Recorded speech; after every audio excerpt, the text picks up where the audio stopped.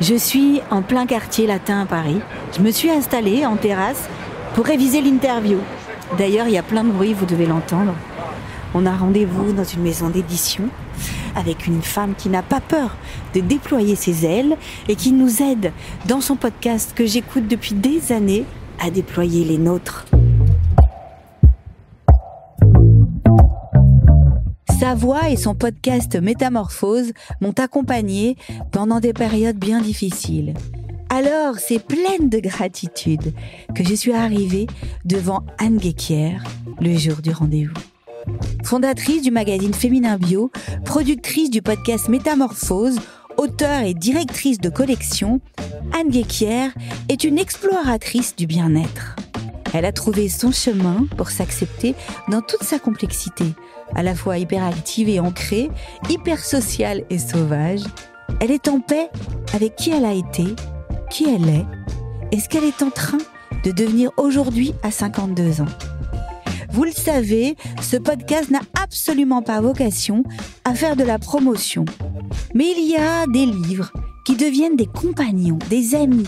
Je dirais même, on les garde tout près de soi, on les annote, on encorne les pages les plus marquantes et on y revient pour se faire du bien. Pour moi, le dernier livre d'Anne Guéquière, Va, Vis et deviens conscient de toi-même, fait partie de cela. Il propose 12 pistes pour une meilleure connaissance de soi. S'il y a bien un moment dans notre perpétuelle métamorphose où il ne faut pas se perdre de vue, c'est bien à la ménopause. Alors j'ai eu envie d'entendre Anne nous raconter où elle en est de cette traversée. Allez, c'est parti, on y va. L'addition, s'il vous plaît. Bonjour. Bonjour, Elsa. Ravie. Je vous embrasse pas. Ça fait 15 jours que je suis sous antibiotiques et que je ne m'en sors pas. Mais voilà, on voulait pas annuler.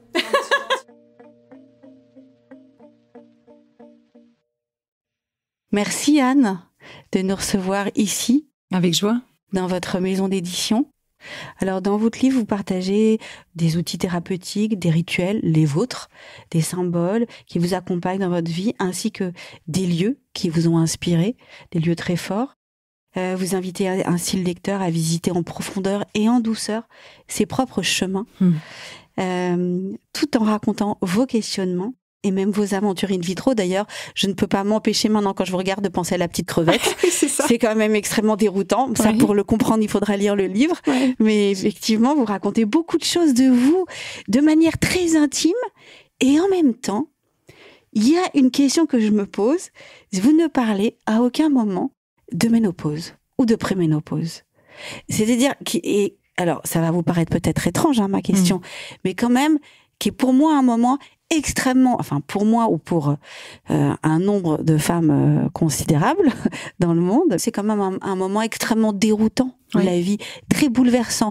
Et vous, qui abordez tellement de sujets justement bouleversants, déroutants, qui nous permettent de cheminer, et ben celui-là, vous l'avez abordé dans votre podcast en parlant des hormones, vous l'avez abordé en parlant de l'alimentation, mais vous l'abordez pas, par exemple, dans votre livre non plus. Enfin, vous l'abordez pas d'un point de vue psychologique ou thérapeutique, alors que c'est un moment de vie considérable pour beaucoup de femmes. Alors je vais vous dire pourquoi, parce que la réponse est assez simple. C'est que quand j'ai écrit ce livre, donc il y a maintenant presque 1 an et demi, le temps qu'il soit publié, etc. Il y a un cycle assez long d'édition. Bien sûr, ouais.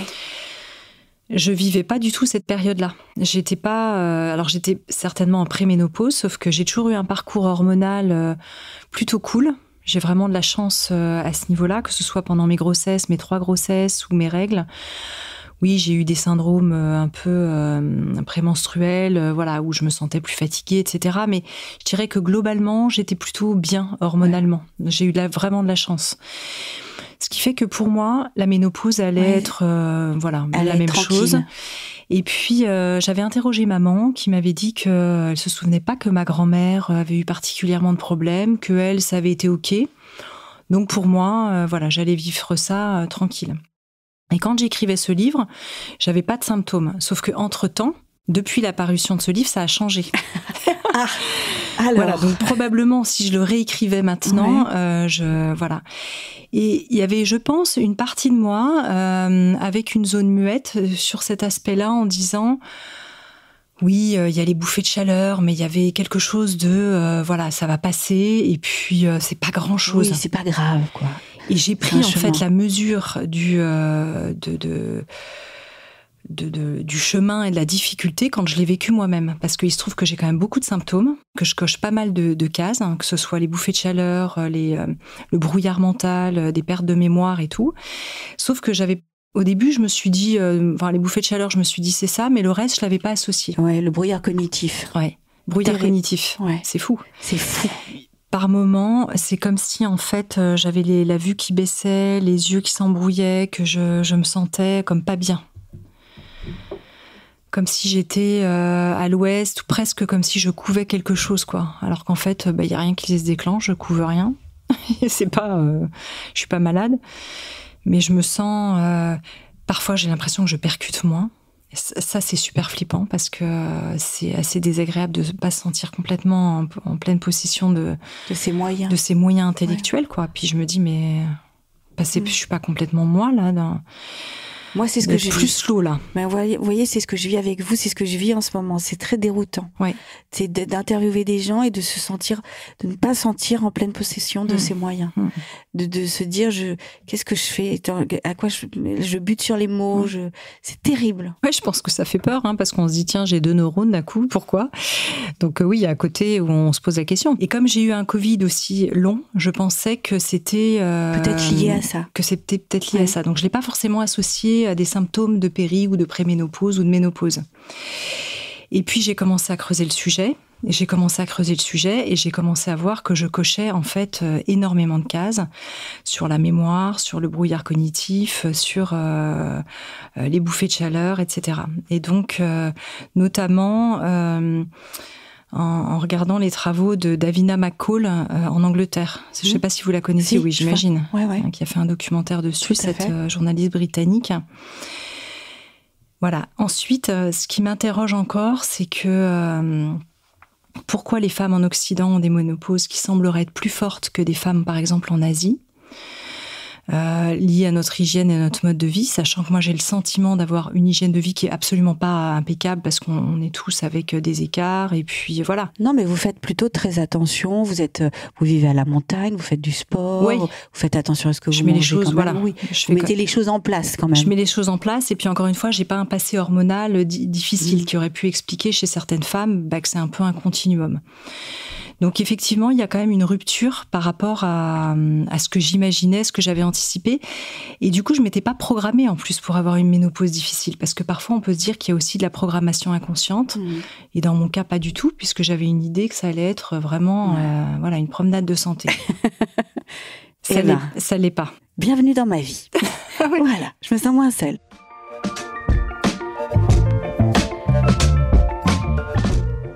Est-ce que ça vous stresse? Parce que par exemple, la ménopause, il peut y avoir vraiment des crises d'angoisse, des remises en question de soi-même. Est-ce que vous avez ressenti ça? Moi, je me sens plus anxieuse. J'en avais parlé d'ailleurs un jour à Christophe André en off, en lui disant c'est bizarre parce que j'ai pas souvenir dans ma jeunesse d'avoir été quelqu'un d'anxieux particulièrement. J'ai un niveau d'anxiété qui est à peu près normal. Et plus le temps passe, plus je me sens anxieuse. Et il m'avait dit, tiens, c'est bizarre parce que généralement, c'est plutôt l'inverse. C'est-à-dire que les personnes qui sont anxieuses, elles le travaillent, puis ça a plutôt tendance à s'améliorer. Mais si on n'a pas été anxieux, que ça apparaisse comme ça d'un coup, je m'étais dit, tiens, c'est curieux. Et maintenant, je suis en train de comprendre que cette anxiété, elle fait certainement partie des symptômes avant-coureurs de la ménopause. J'en suis pas complètement certaine, mais d'après ce que j'ai lu, il semblerait que ça puisse être vraiment aussi un des symptômes. Je sais pas comment vous voyez les choses. Après, on n'est pas médecin, mais non, pas du tout. Et puis il y a encore assez peu d'informations sur le sujet. Quand j'en parle avec des médecins autour de moi, j'avais parlé de ces symptômes à mon médecin, qui est une généraliste un peu classique que j'ai en Suisse. Elle m'avait dit, en fait, vous travaillez trop. Ah oui. Alors qu'en fait, je pense pas, c'est dans l'autre sens. Alors ensuite, il y a Il y a des facteurs associés, on dirait pour les pathologies mentales, on parlerait de comorbidité. Donc là, est-ce qu'on peut parler de comorbidité pour la ménopause? Je ne sais pas, c'est pas très joyeux, mais en tout cas, on peut parler de symptômes associés. Ouais. Voilà, et donc c'est tout à fait en étoile. Donc voilà pourquoi. Peut-être que si un jour je fais une nouvelle version du livre ou voilà, moi je me suis dit ça. J'en parlerai. On va suivre votre cheminement avec plusieurs versions. Ouais. Ouais. Mais ça, en tout cas chez moi, ça a basculé, je dirais quand même relativement du jour au lendemain.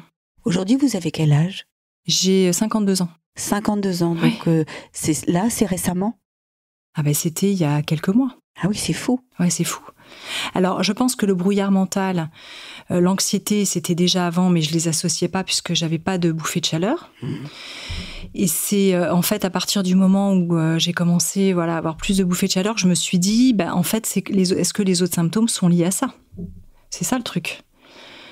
Donc, je pense que ça avait commencé, certainement même peut-être quand j'écrivais le livre, il y avait déjà des symptômes de préménopause ou de péri. Et comment vous vous soignez? Est-ce que vous vous soignez? Alors, moi je suis fan de plantes. Ouais. Ah, vous prenez des plantes, racontez-nous. Alors, je prends on veut tout savoir. On veut tout savoir. Qu'est-ce que je prends? Je prends de la mélisse qui me fait du bien pour apaiser, qui apaise aussi le cœur, parce que c'est vrai qu'en ménopause, avec les bouffées de chaleur, on le sent bien.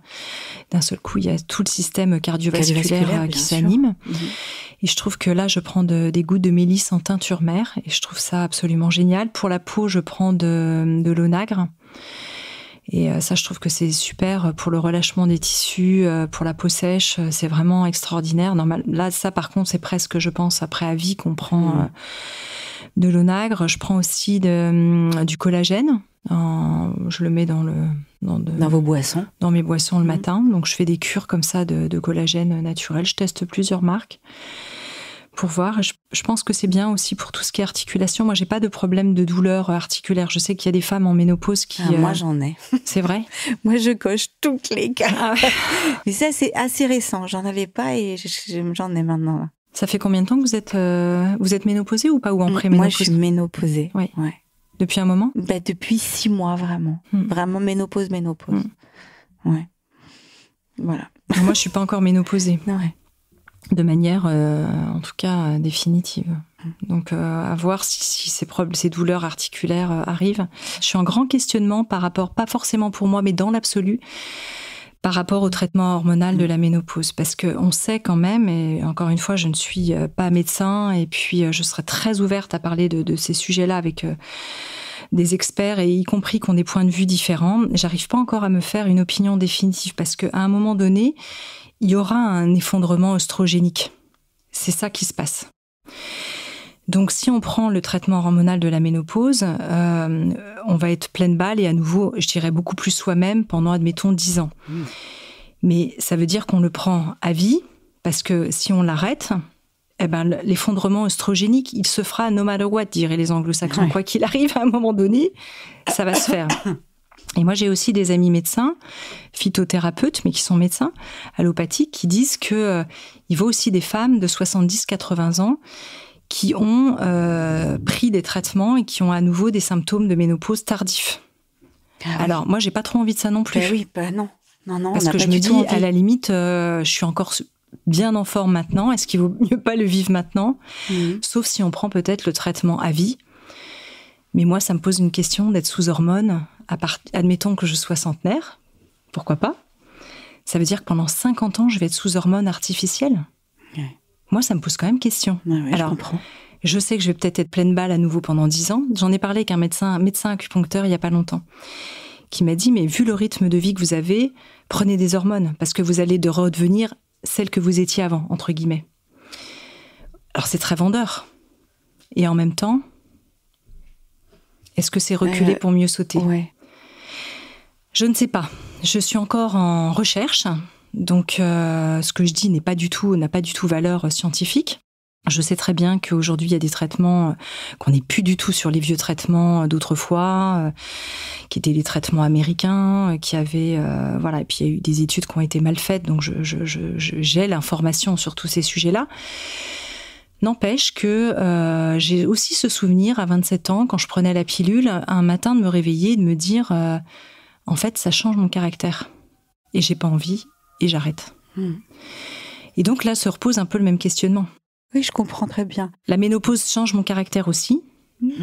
Donc peut-être que si j'en prenais, je retrouverais entre guillemets mon tempérament, mais qu'est-ce que c'est en fait? Ça veut dire que je suis aussi agitée par mes hormones. C'est vraiment super intéressant de se dire que qui nous sommes, en fait, nous sommes nos hormones. Tout à fait. Moi, je trouve ça dingue et c'est quand aussi, on y pense. Et c'est vrai dans ce que vous dites, c'est vrai que on devient quelqu'un d'autre. En tout cas pour ma part, moi j'ai appris, j'aime pas trop parler de moi quand j'interviewe les gens. C'est intéressant là, sur ce sujet quand même. Là, sur ce sujet, je vous raconte moi mon expérience et c'est vrai que je suis devenue quelqu'un d'autre. J'ai eu cette sensation tout d'un coup d'être une autre. Et cette autre a été très étonnante. Oui. Mais il a fallu que je m'acclimate. Et ça. Finalement aujourd'hui, je me rends compte que cet autre qui a un caractère plus affirmatif, plus affirmé, je dirais, plus définitif, qui arrive à dire non alors que avant je disais pas non. Enfin, finalement, elle est pas mal. C'est ça. Parce que quand j'ai eu mes règles et quand on était adolescente, je suis devenue une autre. Quand je suis passée de bébé à petite fille, je suis devenue une autre, etc. On parle de la métamorphose, mais c'est bien ça dont il s'agit. Toujours. Vous êtes devenue maman, vous êtes devenue une autre. Oui. Aujourd'hui... Voilà. Donc c'est sûr que si je prends peut-être le traitement, et je dis pas que dans certains cas il faut pas le prendre, parce qu'il y a des personnes qui ont de tels symptômes, et moi j'ai vécu des semaines où j'ai eu vraiment beaucoup de symptômes, et c'était extrêmement, je pourrais presque dire handicapant. Davina McCall, elle explique dans son ouvrage Ménopausing, journaliste de télévision, elle avait plus toutes ses neurones, elle arrivait plus à réagir à certaines questions, elle s'est dit je deviens neuneu. Moi parfois dans des interviews je peux ressentir ça, où c'est quand même gênant quand on a un métier, que ce soit n'importe quel métier, où on se sent plus en pleine possession de ses moyens, on se dit rendez-moi l'ancienne.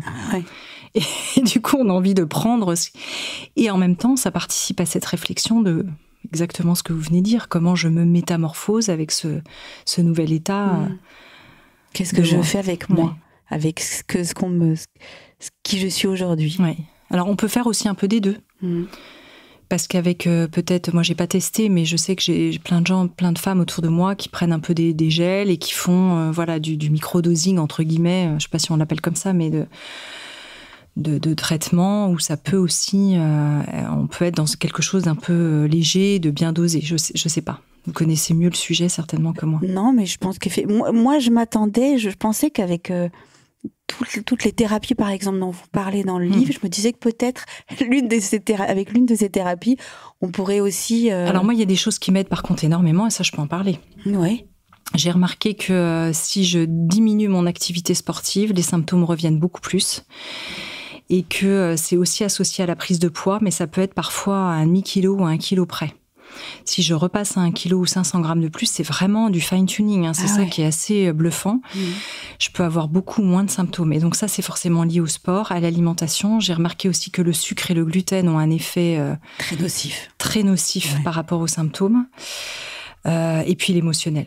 Donc ça, c'est un énorme aussi driver, on pourrait dire en anglais. En tout cas, ça un déclencheur, je pense que c'est un déclencheur au niveau émotionnel très fort de symptômes. Donc comment je régule le stress? Moi j'ai tout un tas d'outils, que ce soit la cohérence cardiaque, la respiration, la pratique du mouvement doux à travers le Wu Tao par exemple. Ah oui, quand vous faites du Wu Tao, alors je serais incapable moi-même de décrire ce que c'est, mais depuis que je me suis plongée que j'ai avec votre livre, j'ai décidé de m'inscrire.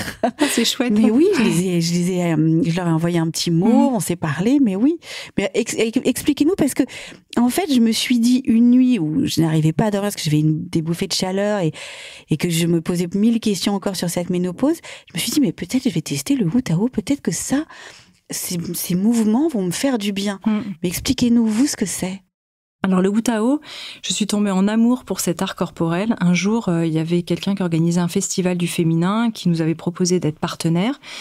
Et puis je rencontre cette femme qui me dit « à ce festival, il y aura aussi du Wu Tao. » Alors je connaissais pas non plus. Et elle me dit Au lieu de t'expliquer, je vais te montrer ce que c'est. Et donc là, elle se met debout, elle se met à faire des mouvements avec le souffle. Et j'en suis restée, mais complètement... c'était vraiment le coup de cœur, quoi, le flash, en disant, je veux faire ça. Voilà, je veux que ça rentre aussi à l'intérieur de moi. Et en fait, le Wu Tao est né d'une rencontre amoureuse d'un homme et d'une femme, Paul Charois et Manu Rislar, qui était lui champion du monde de Kung-Fu et elle danseuse. Et ils ont métissé leurs arts corporels, donc ça a une 20aine d'années, donc c'est assez récent. Et il y a 12 mouvements de base, un peu comme en Tai Chi ou en Qigong, il y a des mouvements on va aller calligraphier des mouvements avec le souffle. Moi, ça m'a beaucoup aidée.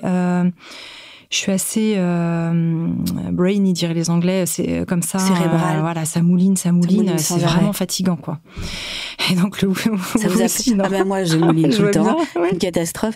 Mais du coup, ça vous a permis de lâcher. Voilà, donc ça permet de vraiment redescendre dans la sensation du corps, dans les émotions. C'est beau, en plus, à voir. Il y a vraiment une poésie du geste, ouais. Et là, vous êtes devenu professeur? Alors, je me suis formée effectivement pendant des années avec Paul et Imanu, et puis ils ont des formateurs. Je suis devenue instructrice de Wu Tao, puis ensuite j'ai passé le professorat, et donc j'ai pas passé l'examen parce qu'il faut enseigner et donner des cours quotidiens. Et moi, avec toutes les activités que j'avais, je pouvais pas.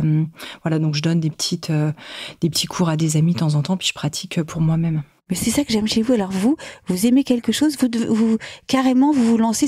Moi j'aime danser, je vais prendre un cours de danse. Je vais pas complètement me lancer pour devenir professeur de danse. Vous voyez la dimension. Oui, mais là il y a vraiment, j'ai dit, ça a été une rencontre amoureuse avec cette. Parfois, on a un truc qui vous tombe dessus, comme dans des rencontres amicales et tout ça, et puis c'est naturel. Ouais. C'était naturel. Non, mais ce qui est naturel chez vous est quand même... Parce que vous faites tellement d'activités. Je suis hyperactive. Hein. Ah oui. Ouais, je pense que j'ai un trouble de l'attention avec hyperactivité. J'ai pas été diagnostiquée de manière définitive. Mais en tout cas, ma fille est diagnostiquée. En général, quand on a un enfant qui a un TDA, elle c'est TDA, mais il faut regarder aussi du côté des parents, et je pense que c'est de mon côté. Donc moi, j'ai le côté hyperactivité, donc il y a ça. J'essaye quand même de choisir là où parce que mes enfants sont très importants pour moi, et de passer du temps avec eux, c'est vraiment essentiel. Donc plein de fois où j'étais invitée à des soirées, des cocktails, des machins, être marraine d'une conférence, ceci, cela, j'ai beaucoup refusé pendant presque 15 ans. Vous en avez parlé avec vos filles de la ménopause? Je leur en parle, oui. Ouais. Ah oui. Je leur en parle parce que justement, je me dis, il faut qu'elles s'en souviennent pour elles en termes de transmission. Ah oui. En fait, c'est hyper cool parce que je vois que je sais pas vous, avec vos enfants qui ils sont à peu près de la même génération que les miens, mais ils sont quand même très ouverts sur ces sujets-là, quoi. Que ce soit les règles, on le dit facilement à la maison. Tiens, j'ai mes règles, je suis pas de bonne humeur, laisse-moi, etc. Et là, pareil pour la ménopause. L'autre fois, je leur dis, maintenant j'achète des gilets, c'est pas le cas aujourd'hui, mais pour pouvoir enlever, remettre facilement. Ah oui, je comprends. Ouais. Qu'est-ce que vous diriez à des femmes qui se sentent figées dans leurs émotions négatives? Parce quand on est en préménopause ou en ménopause, on a des émotions négatives comme ça. Qu'est-ce que vous pourriez leur dire? Peut-être de le partager plus facilement en disant, moi je l'ai partagé l'autre fois en disant à ma famille justement, en disant je me sens plus agressive qu'avant.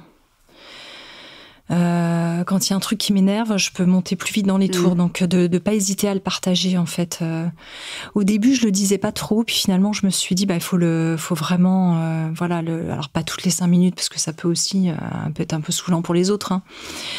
De dire après on en discutait dans une émission ce matin, après on peut arriver dans une société où chacun sort son truc, moi je suis en ménopause, moi je suis hypersensible, moi je suis TDAH, moi je suis ceci, moi je suis cela, et à un moment donné ça va quoi. On est aussi ensemble, donc il y a aussi un effort à faire du collectif qui est important, et de compromis. Mais je trouve qu'émotionnellement, c'est important de le dire, sauf que quand on a conscientisé que en fait, nos émotions pouvaient être bloquées à cause de ça. Parce que sinon, si on n'a pas conscientisé... On ne sait pas. On ne sait pas. D'un seul coup, on se sent différente, on croit qu'on est peut-être fatigué, on ne sait pas, j'ai trop mangé, c'est ça le truc. Ah oui, moi j'ai mis 1 an. J'ai mis 1 année à comprendre, je ne sais pas du tout. Ah oui, donc je vois bien. Et certaines personnes peuvent jamais le conscientiser. Je pense que la génération de nos mères ou de nos tantes, elles savaient pas forcément. Moi, j'ai discuté avec une amie très proche il y a pas longtemps, qui a plutôt une 60aine d'années, qui a eu une dépression assez sévère et qui m'a dit « Je pense que tout ce que je viens de traverser, là depuis 10 ans, était en fait probablement en grande partie lié à la ménopause. » Mais elle a vu beaucoup de médecins. Jamais personne lui a dit que peut-être qu'il y avait quand même quelque chose d'hormonal, au moins de checker. Peut-être c'est pas ça, il y a d'autres facteurs, mais quand même de regarder ça.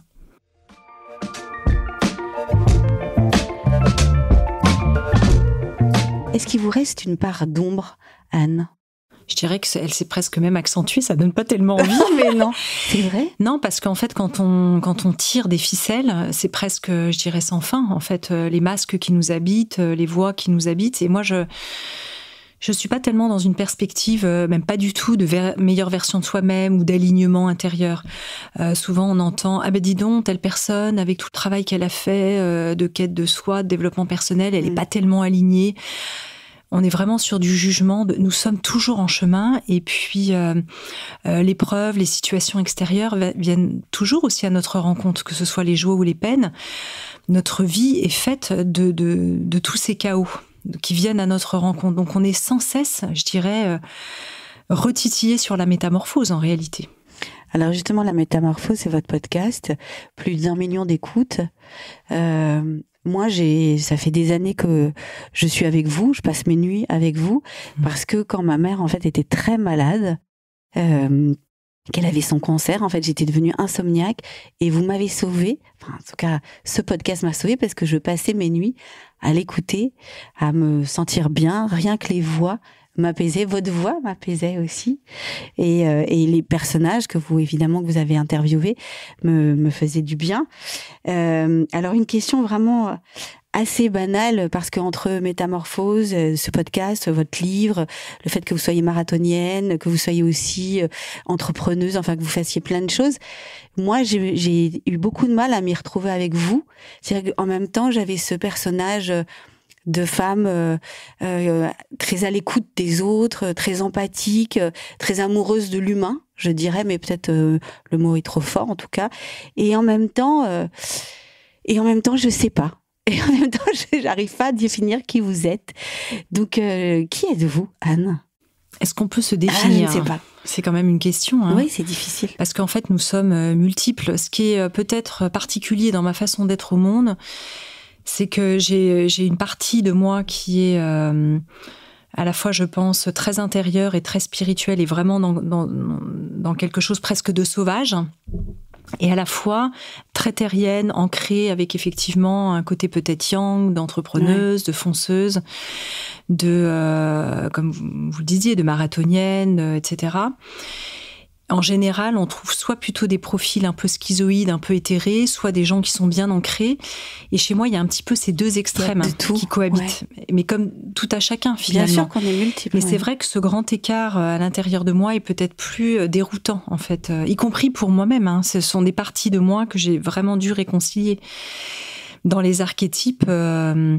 je le dis comme ça un peu vulgairement, ce serait la Vierge et la putain, qu'il faut réconcilier en fait à l'intérieur, qui est à la fois le côté un peu fou et très sage.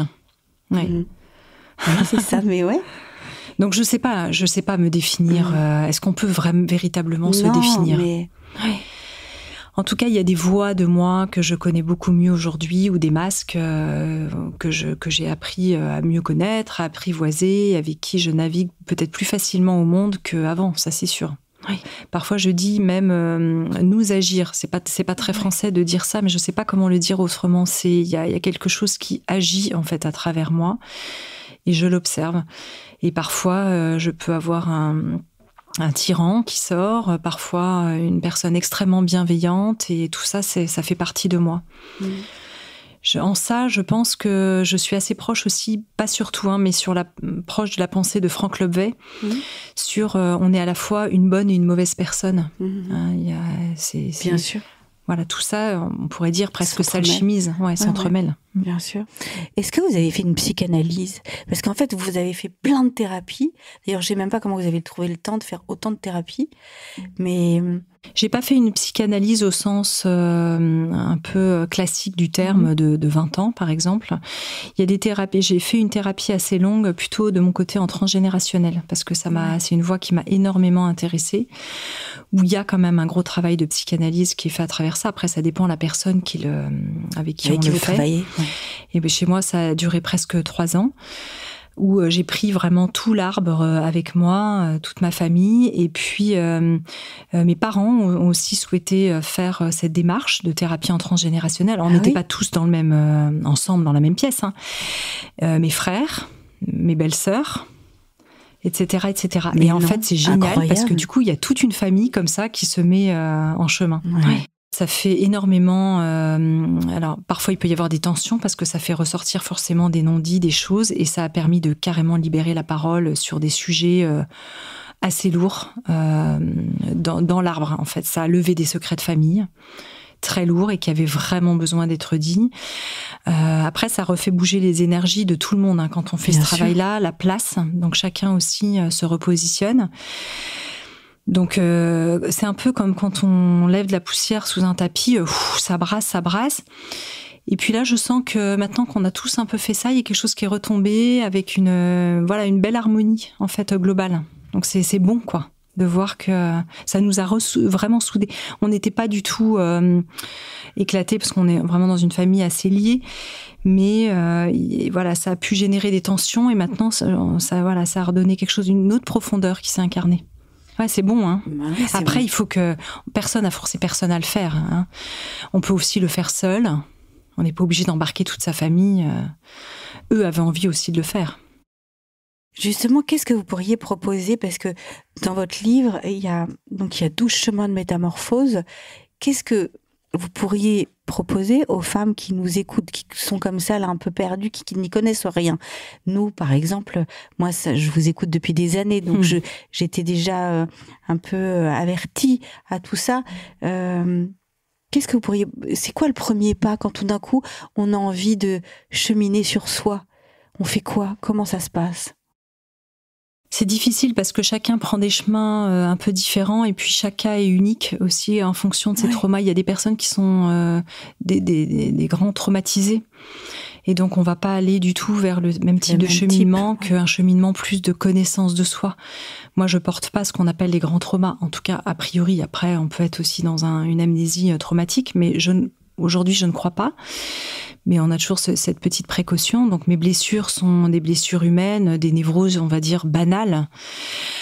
Pour des personnes qui nous écouteraient, qui ont vécu quand même des grands traumas, qu'elles sachent ou pas, il y a aussi des précautions à prendre. C'est-à-dire qu'on ne va pas se lancer dans un travail de connaissance de soi de la même manière. Parce il peut y avoir parfois des levées de trauma soudaines qui peuvent être vraiment très douloureuses à vivre et si on n'est pas bien accompagné, qui peuvent être même dangereuses.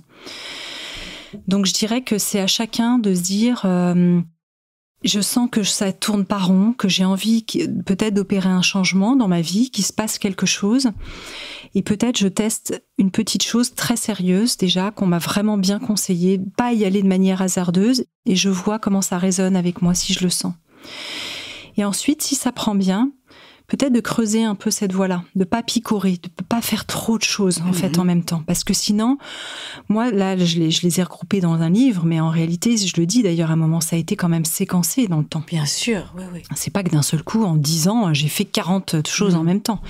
Alors ensuite, c'est aussi mon métier, donc parfois je teste par curiosité pour aussi pouvoir donner mon avis et faire un retour d'expérience sur un outil. Certains outils, je les ai approfondis pendant 3 ans, certains, je me suis formée, et puis d'autres, ça a pu être 1 ou 2 séances pour comprendre un peu comment ça fonctionnait. Voilà. Quelque chose qui est très important pour moi, c'est que je n'aime pas entraîner les gens dans une voie unique. Je le dis beaucoup, même pour Métamorphose, je crois à une biodiversité de la parole et de points de vue, parce que on n'est pas nés dans les mêmes familles, dans les mêmes terreaux, on n'a pas du tout la même histoire les uns des autres, on est vraiment singuliers et uniques, et donc on doit trouver aussi ce qui nous correspond. Et ça, c'est très important, parce que parfois on voit des méthodes, un peu des recettes. Tiens, il y a un truc de coaching ou je sais pas quoi qui est un peu tendance, et hop, tout le monde va là en se disant, et parfois ça peut aussi faire des dégâts sur des personnes à qui ça ne correspond pas. Donc C'est pour ça que c'est difficile. J'aimerais aider en disant peut-être commencer par faire ce travail et ça va vous aider, mais je voudrais pas entraîner quelqu'un sur une voie hasardeuse qui ne lui convient pas.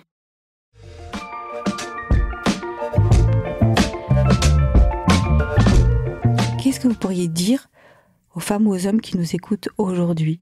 Quelque chose qui est important pour vous, un message que vous avez envie de laisser?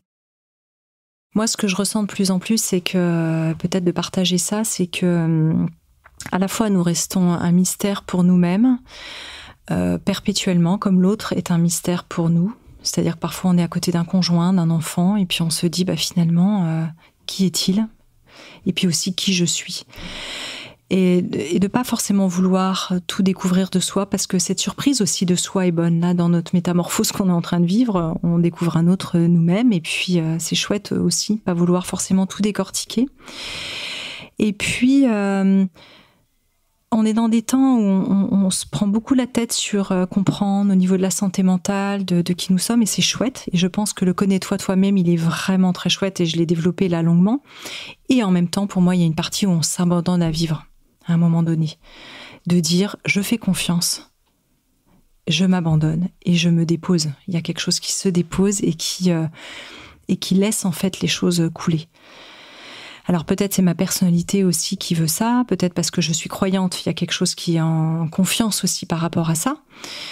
Mais tout ce qui est trop stratégie de vie, objectif de vie, maîtriser sa vie, être en contrôle, oui, c'est intéressant de ne pas complètement se laisser balloter par le flux de la vie, parce que sinon on subit et puis finalement on ne sait pas trop ce qu'on veut faire.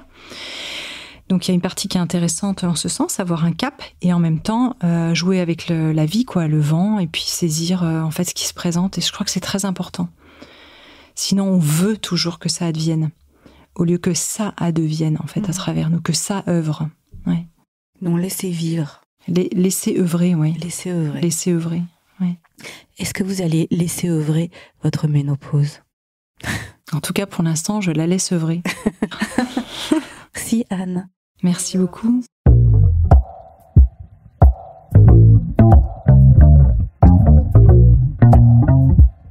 Croyez-moi, il y a eu ce jour-là, comme une concordance des âmes.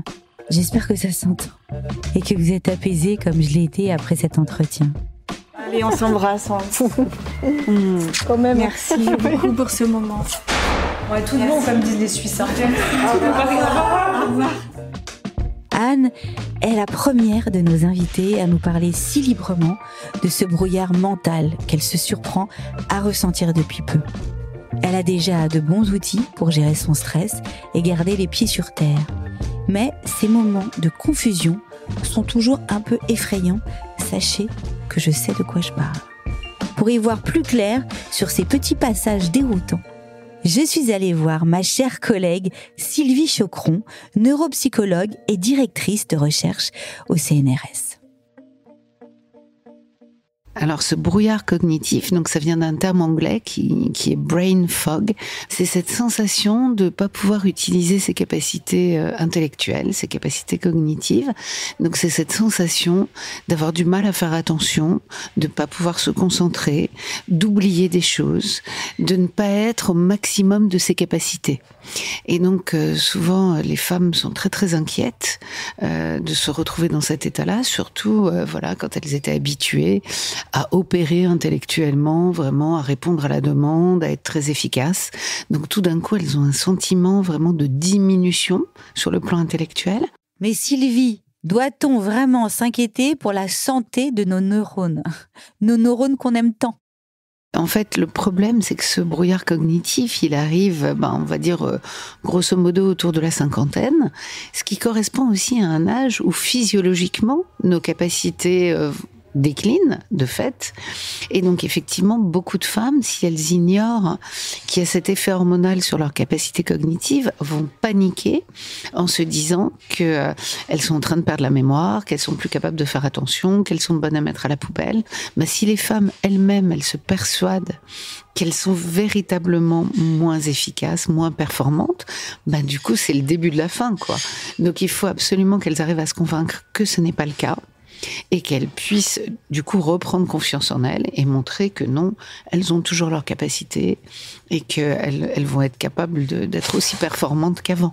Alors il faut les rassurer, ce brouillard cognitif, on ne l'observe pas qu'au moment de la ménopause, on peut l'observer en fait à chaque fois qu'il y a une modification importante, soit au niveau hormonal, donc évidemment à la ménopause avec la chute des oestrogènes, mais aussi chez les femmes enceintes. Et donc on décrit le même brouillard cognitif à l'accouchement, du fait à nouveau du bouleversement hormonal quand le bébé naît.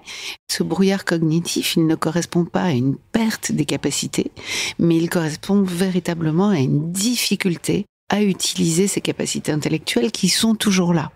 Donc c'est important de rassurer les femmes, de leur expliquer que c'est ce bouleversement hormonal qui les gêne dans leur capacité à utiliser leur attention, leur mémoire, leur concentration, leur raisonnement, mais que toutes leurs capacités sont intègres.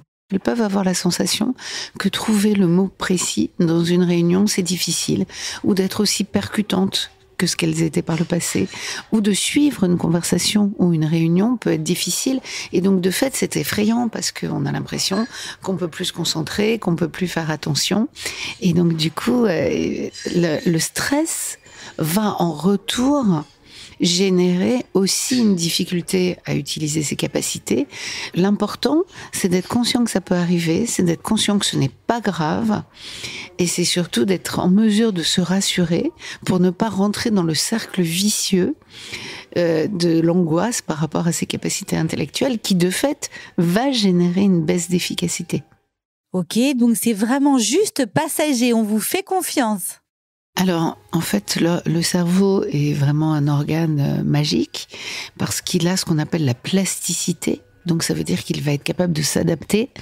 Ce qui veut dire que au début de la ménopause ou en préménopause, il y a vraiment un bouleversement hormonal et le corps n'a pas eu le temps de s'habituer à ce bouleversement. Ensuite, il y a deux solutions. Il y a des femmes qui vont prendre un traitement hormonal qui va compenser la baisse massive d'œstrogènes, qui va permettre peut-être de récupérer un bon fonctionnement cognitif, mais aussi de meilleures sensations au niveau physique. Et puis, il y a d'autres femmes qui n'auront pas besoin de la supplémentation hormonale parce que leur cerveau va s'habituer à la modification et finalement va apprendre à gérer cette baisse au niveau hormonal et va reprendre un train de vie qui correspondait à celui qu'il avait avant la ménopause. Et donc du coup, pour celles qui le ressentent, pas de panique. Soit le traitement hormonal va les aider, soit leur cerveau va se réhabituer à ces nouveaux taux d'hormones dans le sang et va finalement leur permettre, en s'adaptant, de récupérer des capacités intellectuelles de bonne qualité. Est-ce qu'il y a une hygiène de vie, des bonnes habitudes qui pourraient nous aider ? Alors, en fait, à chaque fois qu'on a l'impression qu'on a une baisse de nos capacités attentionnelles ou mnésiques, dans ces moments-là où on a l'impression qu'on n'est plus disponible intellectuellement, c'est important de trouver des domaines dans lesquels on arrive à se concentrer, on arrive à faire attention. Alors par exemple, aller au cinéma, c'est un excellent moyen, ou au théâtre, de se concentrer sur quelque chose qui est agréable, qui va pas nous demander d'effort, mais qui en même temps sollicite notre attention. Et de la même manière, se mettre à travailler, voilà, sur un projet ou un dossier, ou dans le milieu associatif, ou peu importe, dans un domaine où on a envie de donner le meilleur de nous-mêmes, où il n'y a pas de stress et où c'est juste du plaisir d'utiliser nos capacités intellectuelles, ça va aider les femmes à retrouver un niveau d'efficience qui était celui qu'elles avaient auparavant. Continuer à être efficace et à se battre sur tous les fronts. Quand on a peu dormi, quand on est fatigué, quand notre corps montre des signes de faiblesse, quand on se reconnaît pas parce que tout d'un coup, on se prend en défaut parce qu'on a fait quelque chose qu'on faisait jamais avant, et on se dit qu'est-ce qui m'arrive ? D'habitude, je suis beaucoup plus efficace que ça. Tout ça, c'est une prouesse, c'est un exploit, et donc du coup, il faut pas hésiter aussi à se féliciter pour toutes ces choses qu'on réussit à faire.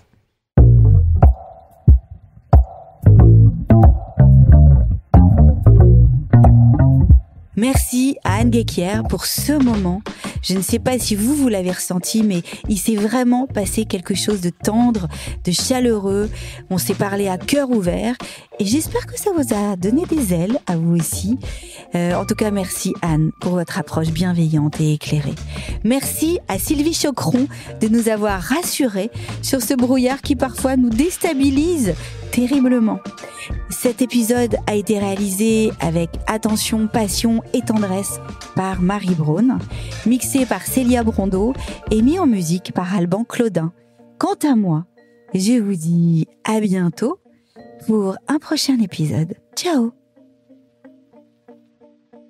Pour nous suivre et avoir toutes les infos sur le podcast, il y a aussi l'Instagram d'Alejose où je vous invite à vous exprimer librement.